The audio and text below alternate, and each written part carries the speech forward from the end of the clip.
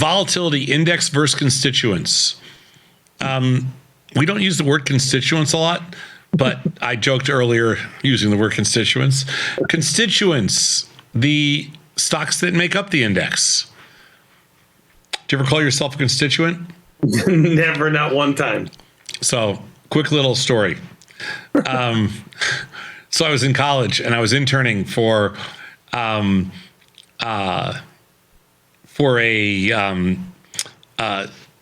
what? Somebody that was in the New York. I was going to school in Albany. I was a political science major, so I was interning for like a state assemblyman, whatever you want to call it, state senator, whatever he was at the time. Alderman. Go ahead. No, we didn't have alderman. It was like, I know, but he was from like, New York too. I'm just kidding you. He was like, I had 2 internships. One was for like this guy that worked in the let's call it state senate, which Albany, the state governments, in New York, the state governments in Albany, and then also for this lobbyist. And so they would always use the term constituents, but I wasn't really sure exactly what it meant. I knew what a constituent was. I just wasn't sure. Sounded regal. Sounded regal, right?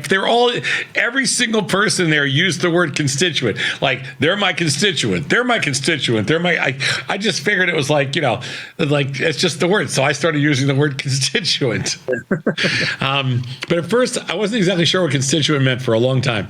I was like, this word's being thrown around. In government, everybody throws around the word constituent. I didn't love that. Anyway, let's take a look about constituency. I'm ready.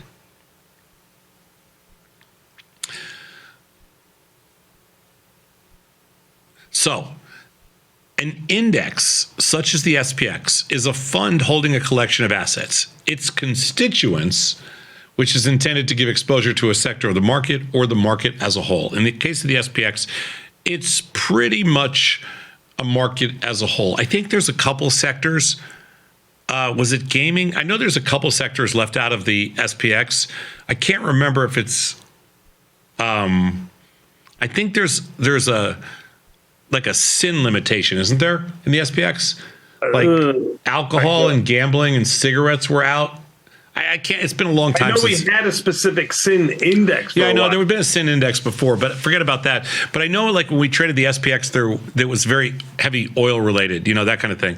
But I don't know. In the SPX, I could have sworn it's like a sin index. It doesn't have alcohol, gambling, or cigarettes, but who knows?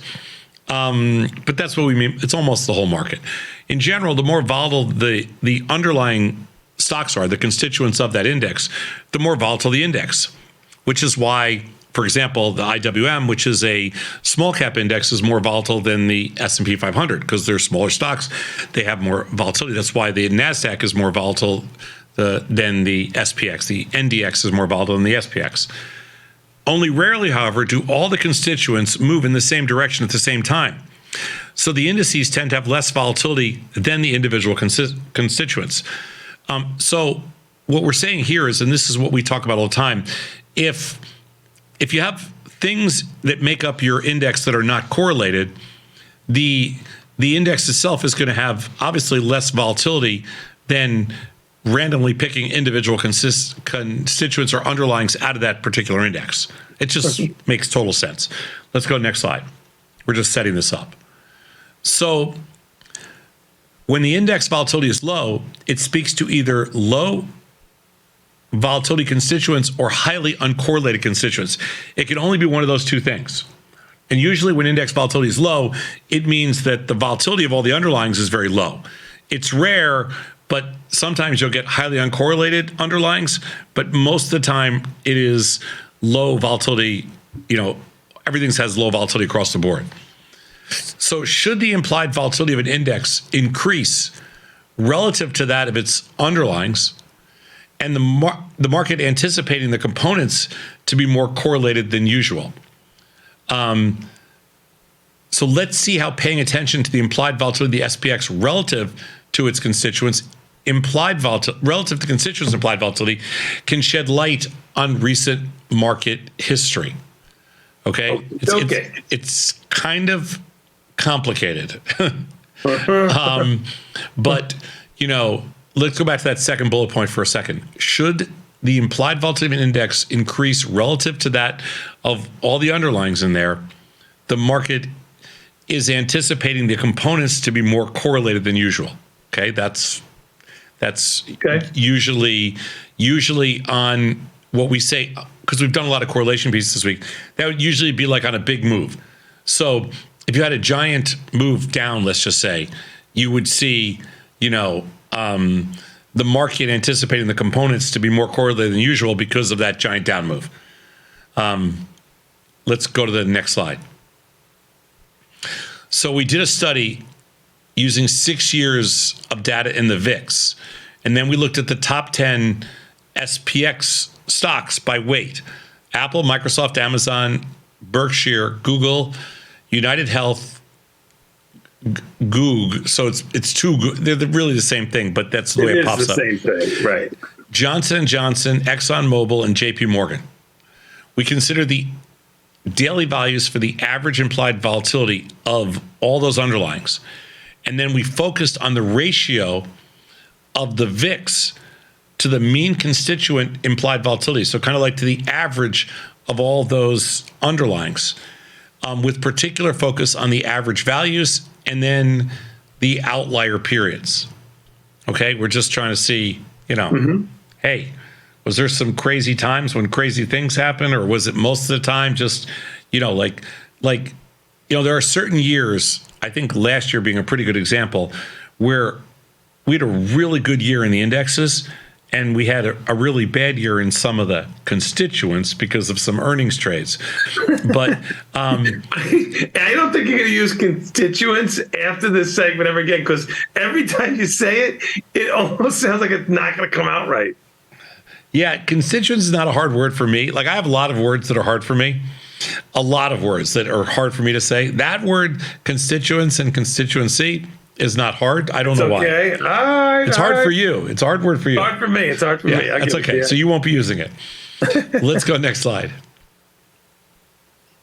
So the mean value for the ratio of the VIX, which is the volatility of the S&P 500, which is a fear index, to the average of the major stocks that make up the S&P 500 was 0.67. Okay, 0.67. Mm-hmm. Just remember that.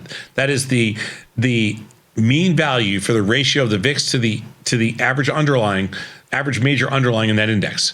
So overall, that number is quite stable, and the average daily absolute change was just 2 basis points, and 90% of the days saw a change of less than 5 basis points.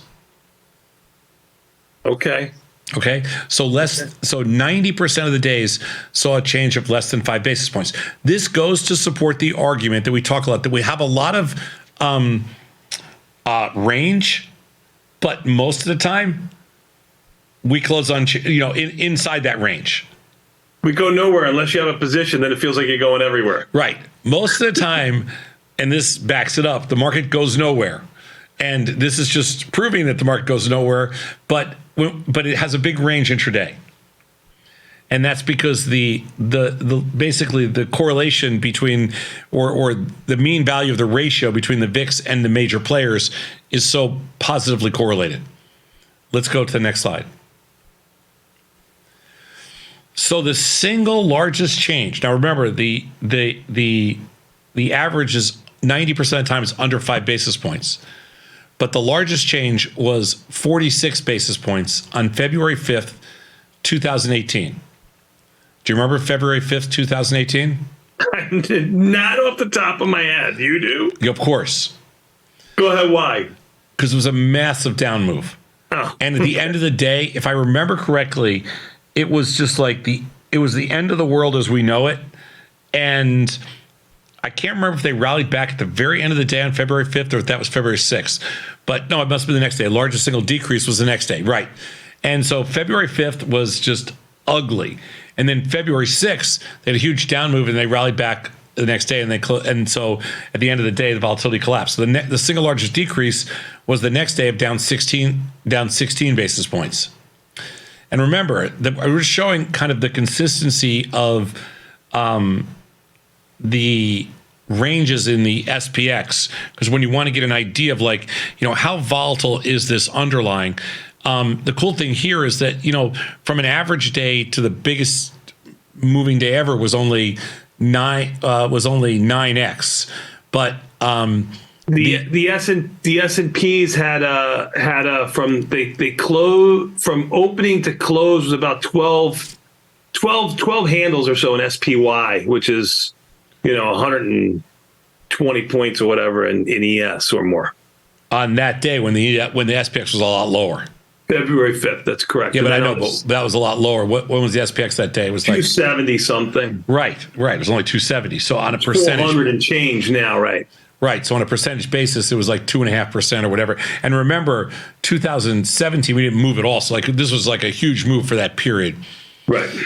And then prior to this, the average value had been just 0.56, but rapidly adjusted, and it found its new baseline. So what we say was 0.67, right?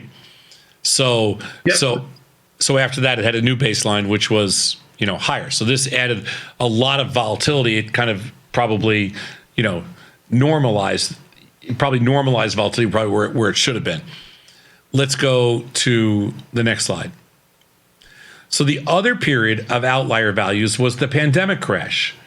And then while the most extreme VIX values subsided rapidly, because remember, it was only 35 days, the perceived correlation remained high. The average VIX per mean constituent implied volatility was over 0.84 until mid-July, when it abruptly returned to pre-crash levels. Just basically showing that when you get into these periods of extreme high volatility, everything has a much higher correlation. And then at that point, eventually it goes back to some normal level. Let's go to the next slide. So the takeaways: by observing when volatility changes relative to the constituent volatilities, we can observe the market's judgment on the degree of correlation among the various underlyings. For the SPX and the time span considered, this ratio mostly stayed near a very stable baseline. Our argument has always been that about 85% of the time, we baseline in a pretty stable environment, and that's a good thing. It's a very good thing. We're range bound. We're range bound 85+% of the time. Sudden spikes in volatility were linked to increased perceptions of correlation, with these atypical correlations being longer lasting than the increased volatility, and thus following profiting from a volatility contraction, it may be beneficial to seek out additional sources of diversification while waiting for correlations to return to their baseline values.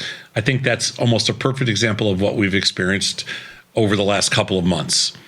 As volatility has contracted the last couple of months, we are now waiting for correlations to get back to their baseline values, and then we'll have another expansion, and the whole cycle starts again. And basically what we say is let the games begin.